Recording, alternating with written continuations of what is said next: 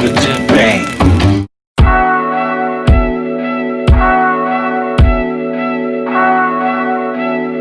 Multiband.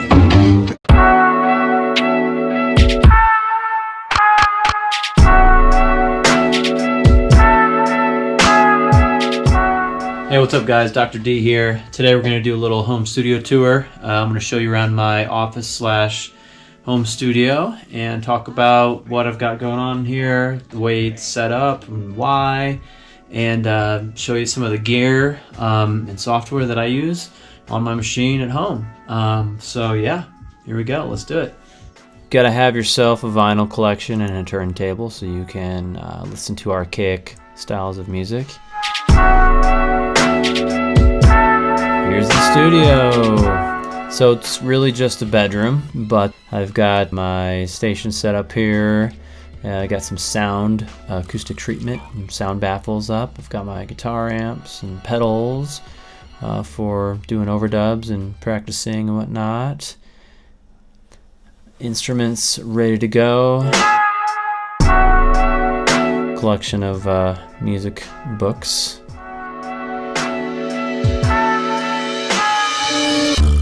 So on my system here, I'm running an iMac, 27-inch iMac. I've got some Dyne Audio acoustic 5-inch speakers, got my MIDI controller, running a PreSonus Quantum interface that connects via Thunderbolt.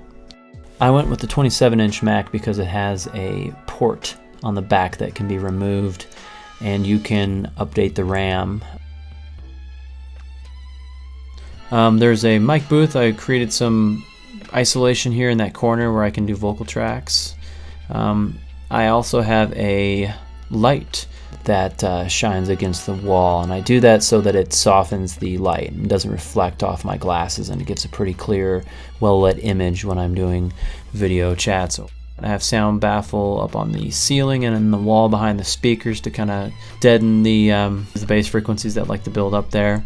I had the speakers sitting on paver stones to get them off the table so they're at ear level.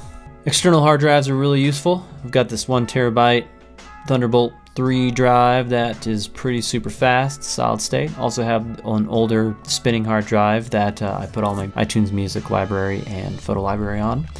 I have a desktop mic sitting here for doing videos like this or just doing quick and dirty vocal recordings. Okay, looking on the computer here, I'm running Pro Tools, Ableton Live, Logic Pro, Finale, Waves, Pro Tools. The sound baffles are a really integral part of my studio and making the bedroom not sound like a bedroom. I built these in a video I made a little while ago, but they're basically built from stuff at a Home Depot and using insulation that would maybe go inside of the wall, but kind of framed it and covered it with burlap, and built these things myself and now use them as movable baffles, or I can hang them and position them in my room for whatever I'm recording. Probably spent like $80 on building 6 of these. So the alternative is to spend several $100s on baffles that are probably not as nice. So check that video out. That's really really good one if you want to build some baffles and acoustically treat your room. In the closet is where my extra gear goes: guitar cases, pedal boards, and more guitar cases and microphones. Kind of just storage going there in the corner. Gear is also stashed around in shelves. Got a little rubber shelving unit where I have like various cables and guitar pedals and just kind of stuff. Extra stuff, lots of stuff, but at least it's semi-organized. The corner is often used for recording instruments. A lot of times it's acoustic guitar, but it's very close to my workstation and I can have a microphone set up and record any acoustic instrument. I've had horns and cellos and basses and all kinds of different instruments. I'll just shove them in the corner in the stamp in the corner with the acoustic treatment and have them play into a microphone. Same thing when you're singing vocal tracks. Kind of makes a mic booth and is pretty effective at quieting room noise. Sometimes I'll hang these sound baffles up and make more of an isolated area to frame in the mic booth. A lot of times I'll mic a guitar amp and I'll put that in the corner and keep it kind of tight and quiet, and put a ribbon mic on it, and then run it through my pedal board and track electric guitar. You can just basically go direct in or mic an amp right next to you in the room and listen on headphones. Also have a laptop for remote recording purposes. Most of the time I'll record a full band in the rehearsal space or in an actual recording studio, but I have a laptop which I replaced this 2012 era MacBook Pro. I put 16 gigabytes of RAM in it, as well as a solid state hard drive, and it's working very well. Okay, another thing I want to show you guys is some of the software that I use on a regular basis for producing music, and which DAWs and some third-party plugins that I rely on a lot with my work. So let's go in the box. So I'm running a Mac, iMac here. Got this a few years back. I went with the 27-inch iMac because you can replace the RAM in the back. So there's a little plate in the behind the monitor where I can get in there and I can access the RAM really easily, and I can upgrade the RAM to about 64 gigabytes of RAM. 2017 Mac, but I have it running all the DAWs that I use. I have Ableton Live Suite 10. I have Logic Pro, Finale for my music scoring and making charts and whatnot. I got the Waves Central, which is basically a quick link to the Waves website where your licenses for all of your third-party plugins are for Waves. So I can swap these back and forth between that and my laptops. Got Pro Tools going, Final Cut Pro. Sometimes I use iMovie as well. I use the photo booth, which is this little guy right here. I use that when I do my little screencast because it's kind of nice to have like the face and be talking to people, you know, while you're doing all the work in the DAW. You kind of have that sort of personal face-to-face touch, which is kind of a nice thing with the doing video lessons or doing video tutorials like this one. Yeah, the Universal Audio is kind of a Universal Control, is a application that controls the it controls my inputs and outputs and aspects of my interface. So I'm running a Quantum, PreSonus Quantum. It's an 8-channel digital interface that connects through Thunderbolt 3. It's got pretty low latency and the preamps sound okay for what I do here at home. So that's what I'm running as far as hardware goes. Let's take a look at some of my plugins. Reverbs, I have the Lexicon Reverb Pack, which these are pretty nice sounding reverbs. I've got the Slate Digital Virtual Mix Rack, which essentially has sort of like analog modeled channel strips. So I've got EQ, kind of the SSL British EQ. I have the I use the Neve sometimes as well. It also has this classic compressor and another classic compressor, kind of like modeling your, I guess, like the 1176, and then this I forget what this one's called, but this is kind of another classic compressor. I also have one more plugin that I like a lot for drum sample replacement. So this is the Trigger, and basically what you do is you put this on like a kick drum track, and as you play the kick drum track you can adjust the sensitivity, and then you can load into these little patches here, into this little mixer. I can go and I can find different drum samples that I like, or sample enhance my already existing real drum set. And as it runs, as I place these different drum sounds and layer these different kicks or snares or whatever I'm looking for, I can kind of mix these over here and balance them out, and then those are going to be the output to another audio track. That's a nice nice plugin to have. Let's see what else we got here. Another third-party plugin that I use a lot for guitar work is the Native Instruments Guitar Rig.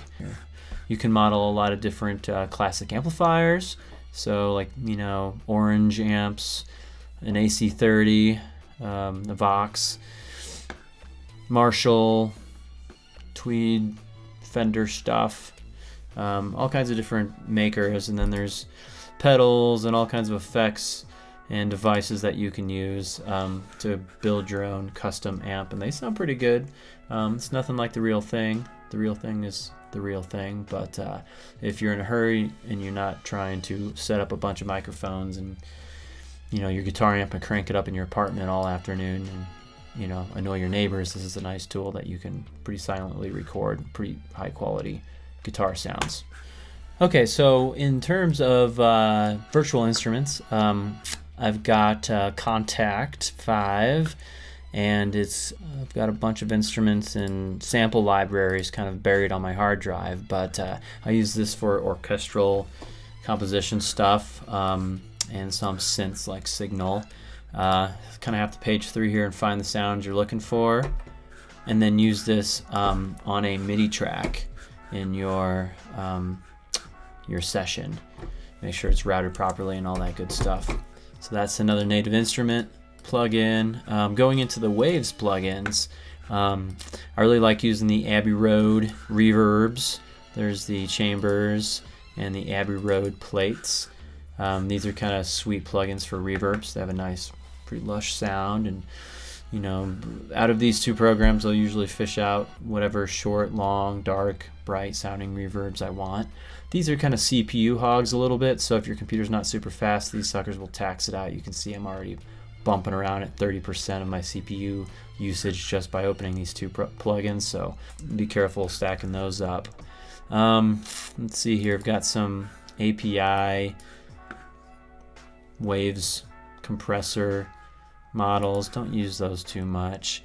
As far as compressors go, I'm always using the CLA76, the Chris Lord Algae 1176 compressor. This is like classic, and I use this almost on every single track.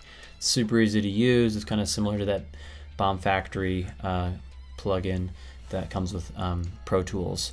The only decent plugin that kind of comes with Pro Tools as far as compression goes. Sounds pretty decent. I'll use that quite a bit. H delay is pretty nice. I'll use this when I'm doing delay stuff. It's got some pretty cool delay presets going on. If you go to the load tab there, there's a lot of different presets that you can choose from that give you all kinds of crazy cool sounds. So I'll use that one every now and then. This is kind of a cool plugin. This is another Abbey Road plugin, but it's a tape, analog tape modeling.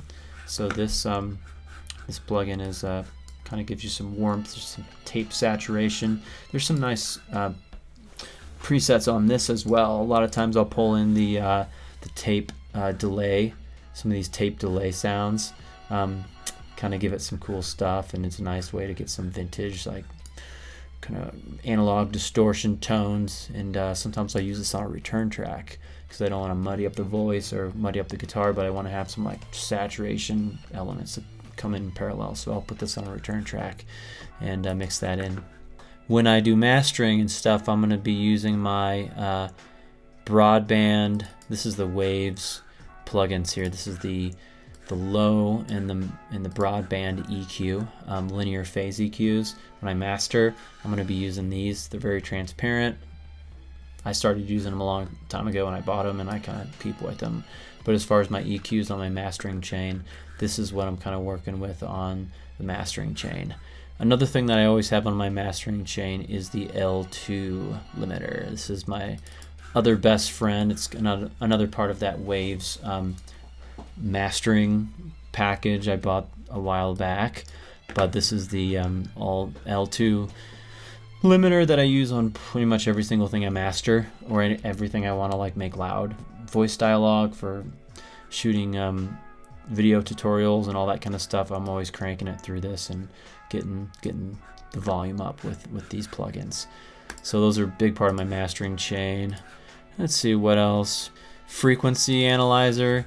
This is kind of a nice, I think this is another Waves plugin, but these things kind of show you, if there was any music playing here, this shows you kind of a frequency response in like a kind of max min average of that. So when you're mastering, this is kind of a nice visual way of tracking, like, and comparing your reference mixes to your mixes that you're working on, and getting a visual representation of like where your lows and mids and high frequencies are. Also, it's got this stereo phase thing that shows you how much stereo width you're getting out of the mix. And I'll also use, here it is, this imager. So I use this quite a bit when I'm going to try to make something wide, more or less. So what this does is it allows you to tweak the stereo image, twist it side to side. I've never done that before, but what I do is I make my mixes sound a little bit wider by cranking up the width and pushing the sound to the outer edges of the speakers. If you're not mixing everything hard panned left and right is 100%, you can kind of kick it out a little bit further and make your mixes sound a little bit wider. So I'll use this on my mastering chain as well. That's kind of a nice plug-in, the S1 Imager. As far as pitch correction, I'll do, sometimes I'll use the Waves in Tune Real Time, which is kind of like an auto-tune real-time thing that you can use to perform with, or you can kind of use this to get like those vocal, mumble rap, auto-tune, vocal effects that you hear in a lot of pop music and rap music and stuff nowadays. So that'll give you the real-time response of it. And then if I'm like trying to do like more of like an editing style of pitch correction, I use the Waves in Tune. It's kind of similar to Melodyne. I'm sure Melodyne's better and it costs like 5 times as much, but it does a lot of the stuff I need it to do for pitch correction. It basically tracks your vocal parts, and then you can get in here and cut them up, and you can redraw and shift the squares around and edit and pitch correct your voice. So that's what I use for pitch correction. So many plugins in here that I don't use that much of. I just kind of been collecting these for a while. Submarine, here we go. So this is a neat plugin. This basically artificially creates sub bass sounds. So if I have a kick drum that's not really kicking the subs too much, it's a little weak down in the low lows, I can use this to kind of like juice up the low lows. It kind of creates a little extra sub bass on something that might not have it. Kick drums, bass guitars, whatever, if you need more sub bass, this is something that's kind of designed to do that. So I've been messing with that a little bit. As far as multiband compression, if I have to do multiband compression, or if I'm doing vocal overdubs or voice over work and I need to de-ess things, I'll do my de-essing with this, because I can find a certain frequency that is problematic and really kind of harsh, and I can compress the heck out of it and use the multiband compressor, much like a de-esser, but just more control. I can pinpoint specific frequencies.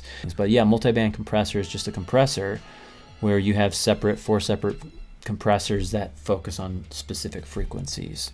So sometimes good for mastering, sometimes good for de-essing. That's usually when I kind of use that. Kind of need to play with. This is like a mastering device chain from the Abbey Road series, and it's got the basic components that you usually have. EQ. You've got 4 different EQ bands or filters to work with. You have a limiter here, and then you have a filter, another EQ filter, and then you kind of have an output, so you can juice this a little bit and get different tones out of it. I don't know, there's a lot going on. I bought this and I haven't really honestly ever used it other than just screwing around with it. But I watched a video and it kind of like talked about how to use it, and it's the same thing as everything else, like EQ, compression, limiting, So it's just another repeat of the same exact thing.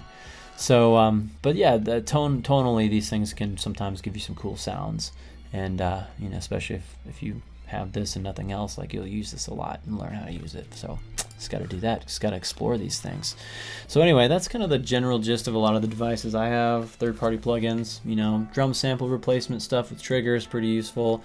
Got to have some kind of pitch correction, voice auto-tune kind of stuff going on. So we've got the Waves versions of that. Got to have some really solid, analog sounding gear. analog tape recreator. Got to have some good compressors, some good EQs, good mastering chain plugins that have transparent EQs and pretty transparent, pretty effective, clear, clean sounding limiting. So limiters and EQs are super important in the mastering chain. So getting some good versions of those plugins are nice to have. And then whatever virtual instruments. There's a world of virtual instruments that you can get to. So whether you're getting into string stuff and you're going to work with Contact, or you're going to work with bundles that come with the Ableton Live Suite, those are actually sounding pretty good.